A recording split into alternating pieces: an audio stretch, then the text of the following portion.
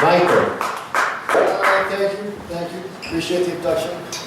But just so you know, I'm better known as a situation. I'm just curious about something. I don't have to make it clear, but I'm curious about something. I'm watching TV, I'm just seeing this commercial, okay? So I'm really curious about these Lala Loopsy dolls.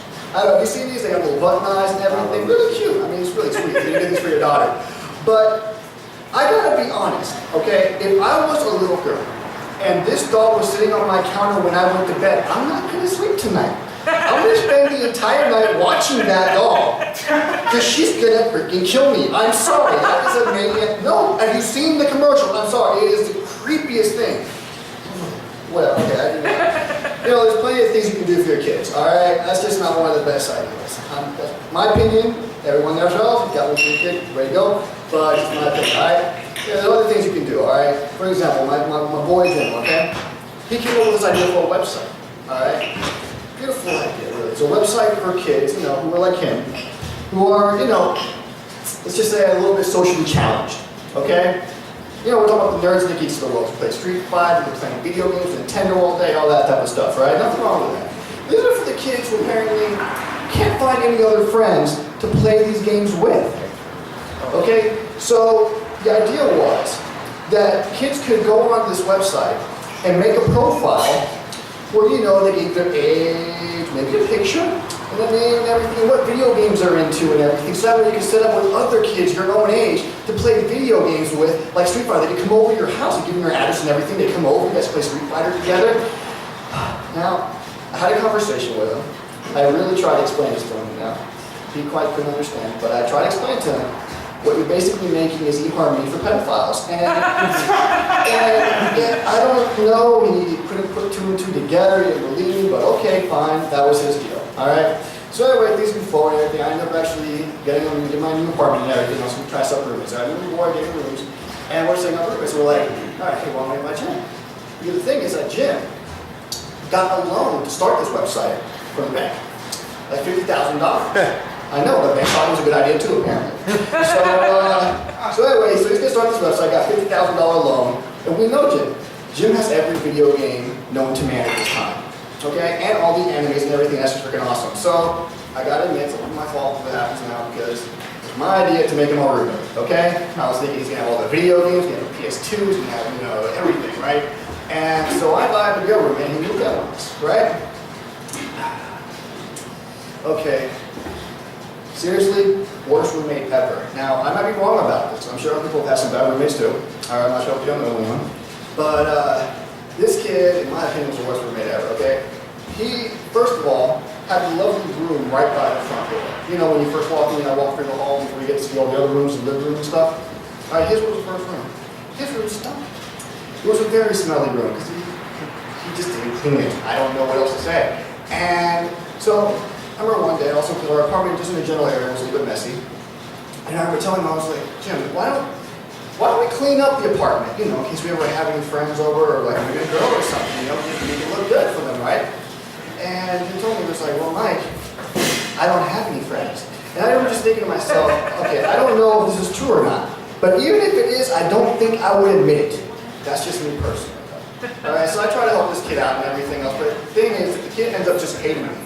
All right, he doesn't hate me because I'm popular apparently, or whatever, I don't know. I don't think I'm that popular, but apparently basically I have friends. He would be mad because I would go out at night to the club and I wouldn't be home till 2. So I really try, you know, to make peace with this kid and everything else.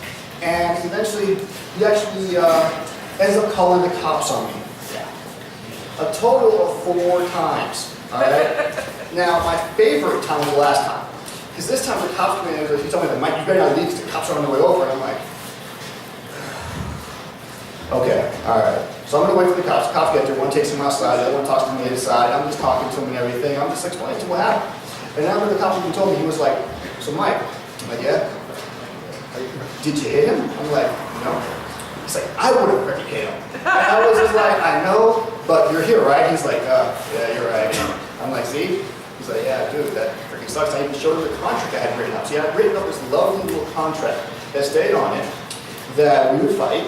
I would let him take the first hit on me. He could hit me anywhere he wanted. I didn't care. Nuts, face, whatever. Have your way. Okay? The only condition was that afterwards he was not allowed to call the cops. He said he wouldn't do it. I was like, why not, Jim? He was like, because he'll kick my ass. And I'm like, that's the idea. So he wouldn't sign that anything. So anyway, the final time, like I said, the fourth time, the cops come over and everything. After he talks to me inside, he's like, damn, this kid's I'm sorry, yeah, great. So was there a physical altercation? What happened? Did he hit you? I was like, no. Did you hit him? No. So what happened? We had an argument. What? Yep. No, there's no domestic, no, you got no call domestic, this is what happened. Okay, so the other cop finally comes in and they talk to each other, he's like, he just freaking hates him. He told you. Afterwards, this beautiful pounding moment was the two cops looking at us, right? And they're just looking at us, okay, now listen. If we have to come down here one more time, somebody's going to jail. And they looked right at him, and I was just like, thank you! Thank you so much. So he did not call the cops anymore after that, thank you God. No, he did not call the cops anymore, that's right. He called freaking Publix because I took a grocery cart. Yeah, I know. The grocery store was right across the street, my groceries home. So I got a phone call from Publix, yes, hello? And Michael, yeah, we got a phone call saying you stole a grocery cart from us? Yeah, that was my roommate. I'm sorry about that and everything. So yeah, that was fun. But so anyway, I try to make peace with the kid and everything, and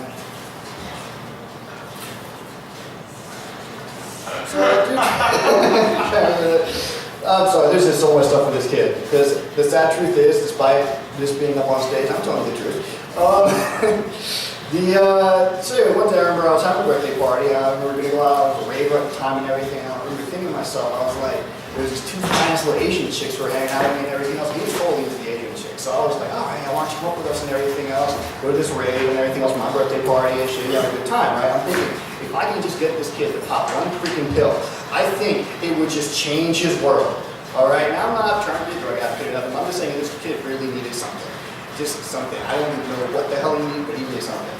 So I invited him to go to my party and everything, maybe hook up with a couple of the Asians. You know, I was going to pass him on, I was going to let him have him. That was fine. That was my way of, trying to make a peace offering, give some peace and everything. However, I gotta be honest with you, the other night I finally told him I couldn't do it. I'm sorry. We're going to be out till freaking probably 7 in the morning, and he was going to be a bus there, so I sent his ass home. I don't really know what else to say, to be honest, so I think I'm going to finish it out this way. Thank you.